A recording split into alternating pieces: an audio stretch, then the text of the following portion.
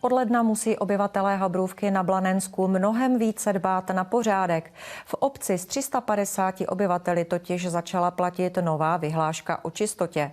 Místní tak nesmějí parkovat na travnatých plochách, po návsi nemůžou volně pobíhat psy. Vyhláška vznikla kvůli starousedlíkovi, který se obklopuje harampádím. Vraky aut stojící na obecních pozemcích, pobíhající psy po návsi nebo všude možně povalující se pneumatiky.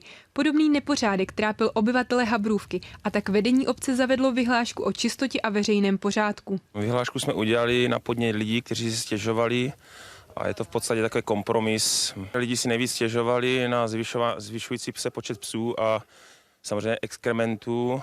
V podstatě možná tady bylo i nějaké napadení psí. Dalším důvodem k vzniku nového nařízení je i jeden z místních obyvatel. Ten si svůj dům i jeho okolí zastlává nejrůznějším harampádím.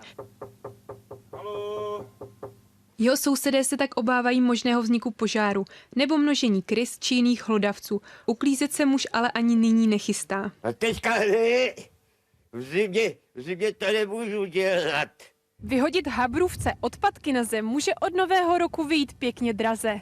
Za porušení vyhlášky mohou obecní zastupitelé položit pokutu až 50 000 korun. Budeme se spíše snažit o jakýsi kompromis a domluvu, než pokládání blokových pokut. I přes možné sankce místní lidé vyhlášku vítají. Slušný člověk žádnou vyhlášku nepotřebuje, protože ví, jak se chovat a co má dělat. Si myslím, že to pomůže, protože je to dobrá věc. V Habrůvce se tak nově nesmí umývat auta na ulicích, vytrhávat rostliny, vyšlapávat pěšiny nebo zakládat ohně.